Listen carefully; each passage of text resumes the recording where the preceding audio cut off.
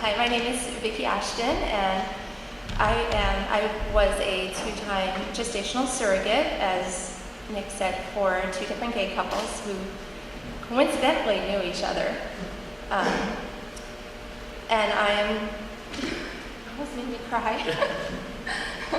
So you know what? I don't know if I can do this off the cuff, so I'm going to read the surrogacy bio that Ron had me write, because everything he wanted me to cover, I think, is in here, and I think that I'm less likely to forget something or go away feeling like I didn't say it the way I meant to say it. He had me break it down, how'd you get here, why'd you do it, what happened after. So actually that is exactly what the titles of each segment are. How I got here. I'm asked all the time why I'm a surrogate, and all I can say is it was serendipity. I loved being pregnant, but my husband and I didn't want more children. I just happened to run into somebody who was a surrogate for a gay couple, and it was like a giant light bulb going off over my head. This is what I was meant to do. I didn't even realize how hard it was to be a surrogate at the time, and I don't just mean the actual being of a surrogate, but the process of getting approved to be one. See, even with a glitch here and there, it was a breeze for me. Since then, I've learned that very few people are approved, and even those can take quite a while to get their approval. It only took me 4 months from the first moment that I even found out about being a surrogate to meeting my first couple. My second couple was even faster, as Nick said. Like I said, it was serendipity.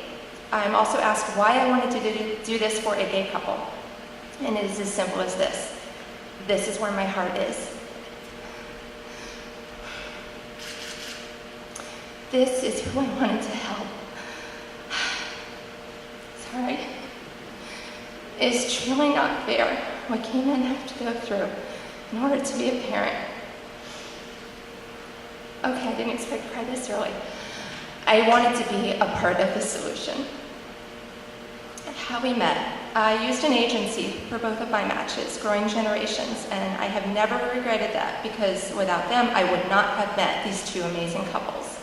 I knew from the moment I first saw them on their profiles, it was faster for me, that I wanted these couples. Their warmth and love came through so clearly on their profiles that I couldn't imagine that it was manufactured.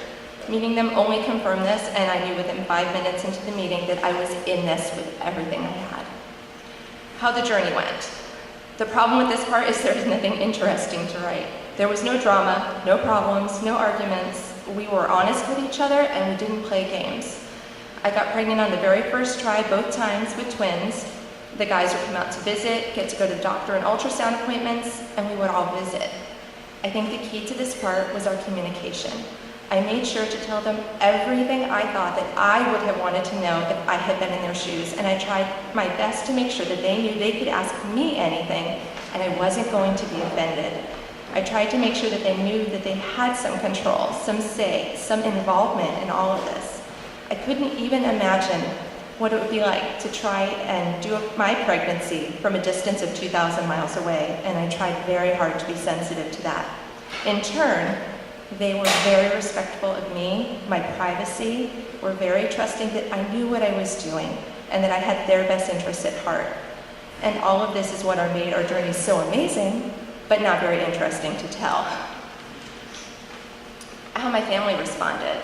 My kids were 10 and 7 when I first started with the process of becoming a surrogate, and I waited until I met my first couple and was matched with them before I told them.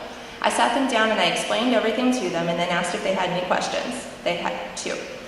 So the guys, they love each other? Yes. Can we get a chihuahua? No. And that was that. Really, they were thrilled to be a part of it. They loved all the guys, they got to meet the babies, and they really felt like they were involved in it. And truly they were, because having my own children was a part of what made me want to help someone else have theirs. My husband was a rock star. He took care of the house when I had to go out of town for medical appointments. He held my hair during my bout with morning sickness. He rubbed my feet when I had to keep them elevated, tied my shoes when I couldn't reach my feet, with twins, gonna happen.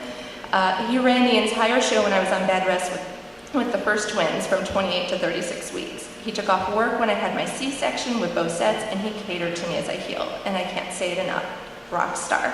Very important that your surrogate doesn't have to be their husband, but that they have a rock star in their life.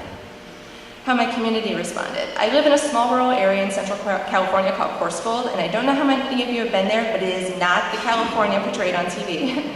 We have more in common with the Southern Bible Belt than Southern California here. It's a very religious area and very conservative. I didn't worry so much about what people would say, as I knew I was on the right side, but I worried a little bit about the kids and did my best to prepare them by making sure that they knew it was not only okay to speak out against hatred, but that it was a duty. I discovered that it only takes something visible and something to rally behind to make people speak up. All of this time I thought I had been living in a conservative Mecca, but behind the scenes were these open-minded souls that not only kept me sane, but joyous in their acceptance of the surrogacy. Surprisingly, my biggest cheerleaders came from my church. They saved maternity clothes for me, sent food to my family when I was on bed rest, and then after the birth, they came to visit me in the hospital, brought the baby's knitted blankets they had made. I found that rather than spending the surrogacy defending myself from the small-minded people, although there was some of that, I spent it drawing out and basking in the warmth of what love is supposed to be, unconditional. The birth, and if I could give you one piece of advice to surrogates and intended parents alike, it would be this: let yourself cry. I almost gave myself a brain embolism trying not to cry with the first twins. I knew it was only hormones and that I had done it with my own children, but I knew I couldn't explain that to the guys. Not at that moment anyway. I just knew that trying to explain would send me over the edge. I wasn't sad and I wasn't sorry I had done this, but my body was playing ping pong with all of the leftover hormones, and surrogacy is such an emotional experience without that, so I was a mess. The reason I didn't want to cry in front of them was I was terrified that it would scare or upset the guys, which is the last thing I wanted to do. I was incredibly happy that I had done this, and I didn't regret a second of it. It was just hormones. I only wish that I had thought about it ahead of time so I could have warned them. I was able to warn Rick and Nick. I told them, if I start to cry, you just pat me on the hand and go, "It's hormones, hon." The worst part was the nurses, though, who seemed to feel like this was more akin to an adoption. They kept asking me if it was okay, and that seemed to make it worse. I knew that any tears would be seen as a repudiation of surrogacy, and this only infuriated me, as I knew if it was my own child, they would just be patting me on the head and telling me it was just hormones. Coming home without a baby was not as hard as I thought it would be. It could be because I never expected to come home with one. And it could also be because both couples called me within 24 hours of arriving at home.